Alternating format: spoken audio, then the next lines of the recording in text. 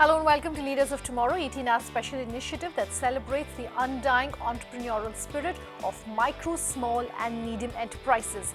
On the show today, on Bright Sparks Tonight, we're featuring Cook Fresh and Catwalk. And on our Inside segment today, we bring you snippets from an on-ground event we did in Coimbatore. So that's what we have in store for you tonight. Let's start off right away with our Bright Sparks segment. Innovation in food when clubbed together can work wonders, especially in a land of food lovers like India. Using this concept in perfect proportion is Delhi-based startup cookfresh.in, an out-of-the-box gourmet meal platform that delivers fresh ingredients for easy-to-cook recipes to your doorstep and helps you discover the inner chef in you. Libza Manan has the story. Standing true to its brand name, CookFresh delivers fresh, pre-portioned, chopped and well-labeled ingredients for ready-to-cook meals, taking the gourmet food experience to a whole new level. So if you are a new entrant in the kitchen, CookFresh's recipe card can nurture your baby steps and help you prepare meals like a pro. How are you revamping the gourmet dining experience in India with CookFresh? We were sitting one day, ordered food, did not like the freshness of the food, and we wanted to do it in a different way, cook the food in a different way as well. So we thought to ourselves, why not start with something, why not give people recipes which they don't generally have access to, and help them cook them in a very simple, organized way so that they can have that gourmet experience at their home itself while having fresh food. What are some of the recipes on cookfresh.in that have become quite a favorite among customers? It's a craze these days to have healthy food. So salads are our highest selling points. The apple, spinach and pomegranate salad is the highest selling salad that we have. And there are a few other recipes as well, like Thai crunch salad. We recently introduced a Thai crunch salad with peanut butter dressing. We have a Thai green papaya salad, which is also doing very, very well these days.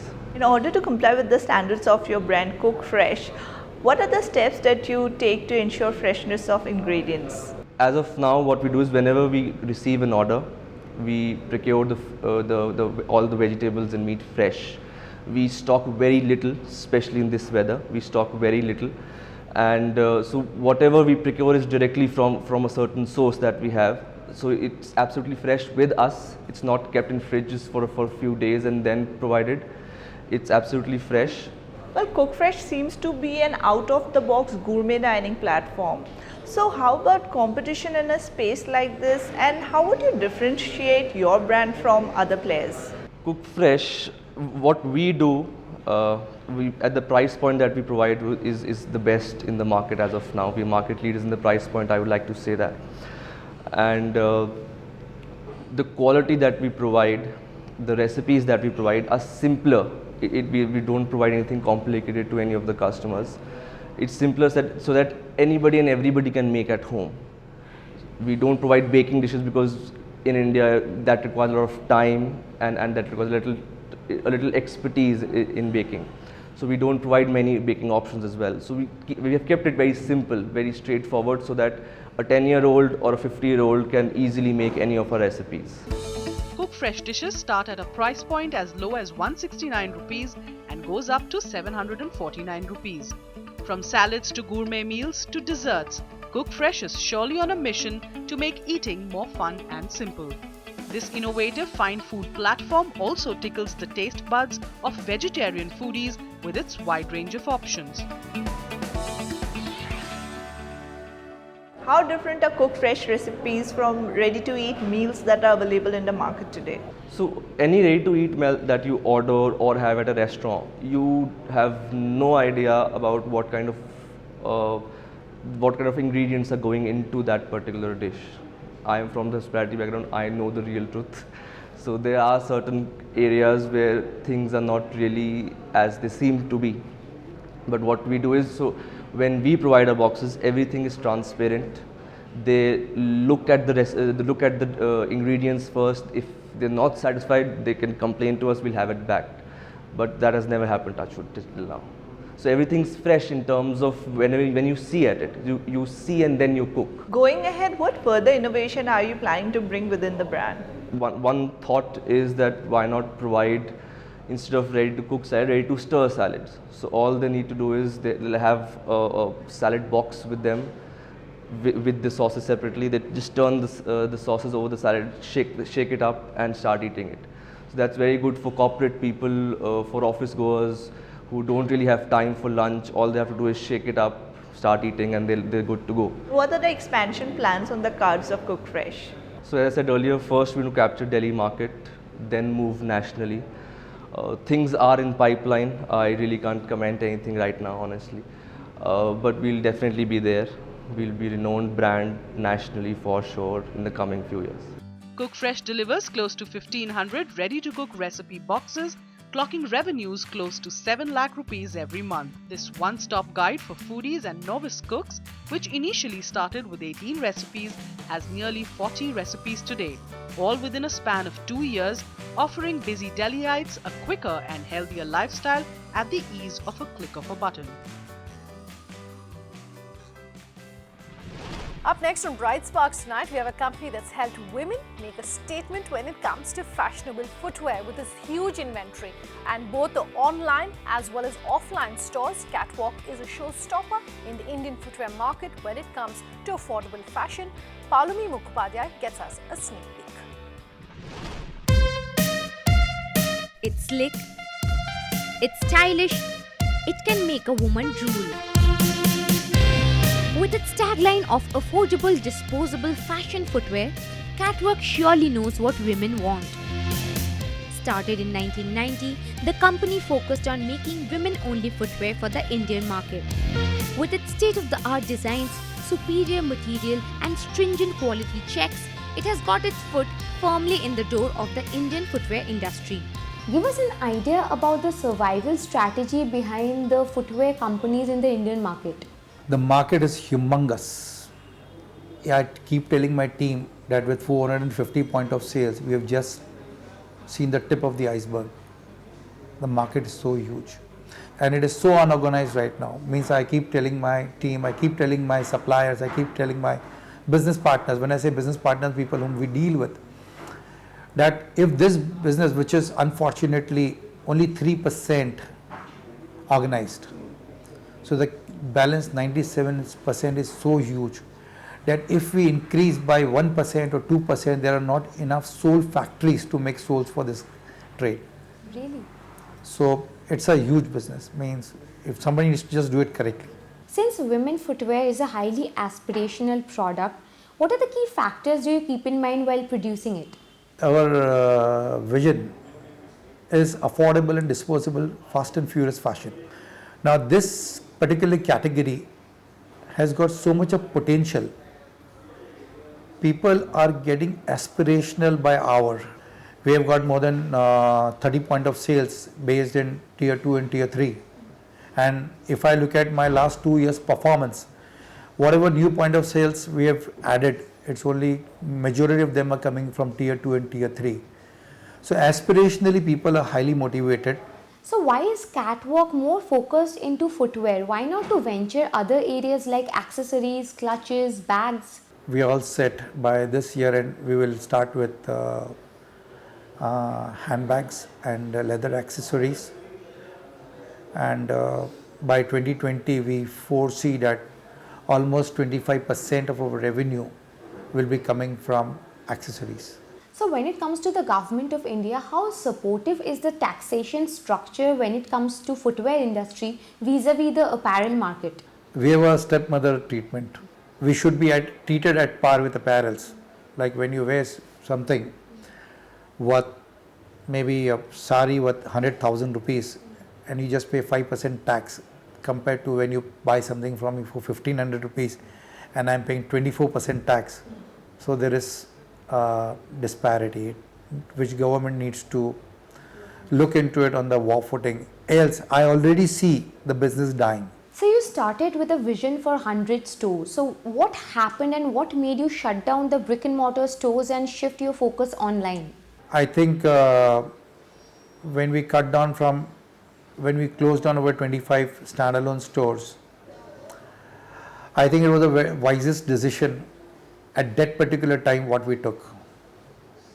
Had we not done it, it would have wiped us out. Still, brick and mortar for a standalone store, still according to us, our maths, it's an unviable project. Maybe even if it is viable, we want to bet our every penny with our corner business, or what you call it as a shop in shop business. And with online, we are already touching close to 13% of revenue coming from online. We have been selling close to 700 to 800 pairs a day. Wow. Which automatically makes us one of the largest player selling online. Currently, Catwalk has around 10 standalone stores across metros and tie-ups with major retailers like Shoppers Stop, Pantaloons, Reliance Trends, Lifestyle and Central in the offline space, and Myntra, Flipkart, Snapdeal, Amazon and Jabong among the online players. But what makes Catwalk stand out from the crowd?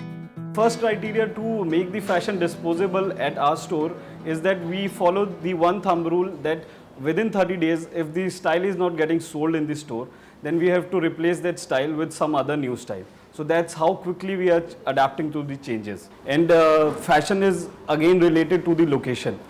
The fashion which is at Kolaba won't sustain in Bandra or Andheri.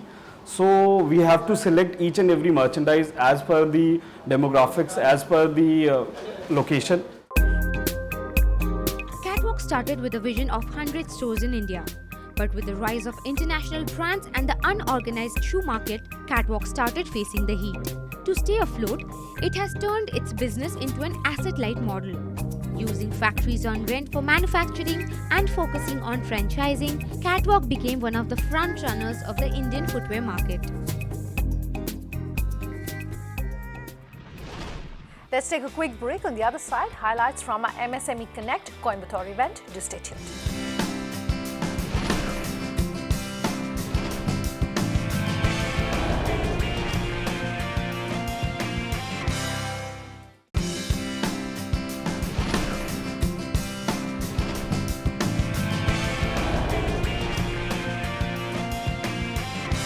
Welcome back to Leaders of Tomorrow. We do a host of on-ground events to connect better with you, the MSME entrepreneur. Our most recent one was at Coimbatore, and on our Insight segment tonight, we're bringing you snippets of that event that we did at Coimbatore. Take a look. If you have a skilled entrepreneurship is within you or within the city, wherever you want to develop, you can do it. MSME should have a set of people who really have a good association so that the MSME can be really useful. The bankers feel that going to the corporate to give loan is easy. In the board also I used to fight. They'll go to the doorstep of corporates. They'll go and beg the managing director, please take loan from us. And what is the spread? 0.25%. From PL or whatever it is, they will say that with the 0.25% they'll give it. Whereas the MSE people go to the bank, we beg the bank managers to give loan, where they get 3 to 4% spread. That also, with so many guarantees, so many mortgages, if you want to get a loan, you have to totally mortgage yourself and all your properties. This system, every government talks about, every bank talks about, yes, we will support MSME, but practically speaking, that support from the banks are less. Only MSME sector employs more people than any other corporate sector. You go to any IT company, that turnover may be 5,000 crores, but they employ only 500 to 700 people. Whereas we do 5,000 crores, we employ about 250,000 people. See the difference in the employment. So MSME sector is a very important for India, and the government and bank should consider this and they should support this. SBI absolutely focused on SME. There is spread across country. We have more than 60,000 branches. Each one of them services SME relationship. And we are on core banking platform. That means anywhere banking is available to us. There are a lot of, like Mr. Chandran said, there is a lot of private equity and then public IPOs. All those avenues are available, and SBI especially has a presence in each and every segment of along the way, right from small current account that captures your cash flow in the beginning day to IPO, like Mr. Chandran said, one of the ultimate ends of a, stages of a company's career growth. We are there in every segment, every product, every idea, every need, a financial need that you may be needing. Suppose you are an entrepreneur, you have 3-4 connectors. One is that you, as an entrepreneur, you have an enterprise, and then your enterprise has buyers and sellers, and then service providers, and also your employees. These are the 4 verticals that complete your ecosystem. SBI is there in meeting the financial needs of everybody. Either it is enterprise in question, or the suppliers thereof, or the buyers thereof, or the employees thereof, or the service providers thereof. All the ecosystem needs are, we have a specific product, we have a specific customized product to talk about. SME comes with a challenge of pricing, higher pricing. Yes, that is true. But as you understand, the banking system prices its risk based on, prices its products based on prices and the risk. There are some aberrations probably in the way you look at things and the way the banking system looks at the things. We have some special initiatives. As I said, smart e-commerce is an emerging platform, and SBI Smart SME is also trying to finance the e-commerce vendors. I once again reiterate that we are with SME, and then we will be with SME. SBI is for SME. Ultimately, our idea is to be banker for every entrepreneur. What an SME need to do? I'm a manufacturer. What are the steps that I need to follow to go digital? You have to come up with a dynamic website. Yes, you have a product, you have a multiple product. Why don't you not catering it? Why not showing to the website? Your website has to be responsive. So responsive means, as I've already discussed, your website has to be open on a mobile phone. 30 crore people are already connected. So there is a technology called bootstrapping. The very small technologies, it's easy to go, any developer can create. Bootstrapping technology can easily create your website as a mobile responsive website. So if we able to gather all this complete information into our website, yes, I'll say my website is dynamic. Again, Google is very, very important. So without Google, there's nothing. So as I already discussed, there are 80% of the audience, 80 to 90% of the audience are searching only on Google. How you can increase your visibility? I'll say you can increase your visibility in 2 ways. Make it more simple. 2 ways. What are the 2 ways? One is free medium, another is paid medium. Free and paid, yes, you can free of cost showcase your business on Google. How we start with Google? So there is when I open google.com, there is a bar where I add some words, some English words. These are the keywords. So the right term is keywords. I will take care of all those keywords which are actually directed to my business and jot it down somewhere. If all those keywords are with me and my website is coming on those particular keywords which people around the world is searching, they're going to click it and they will give me a call, they will add a contact, whatever the thing is, they will be in contact with me only through a website. So keywords are very important that is related to your business. Anytime these directory can give you business anywhere time. So, but you have to visible. If you're not visible, no one know about your product. At least visible your product. It's free of cost. Just want to add one more thing. I think I just messed up. That is remarketing. Multiple time you have seen when you click any of the product follow you wherever you go. I click on a watch. I seen this same product which is coming on mobile phone, same product which is coming on the desktop. Whosoever active with internet. So this is a product. There's a very simple term called remarketing. This remarketing can be done through Google as well as on a Facebook very easily. So it make a brand renowned. Most of the SMEs will start with their own fund, right?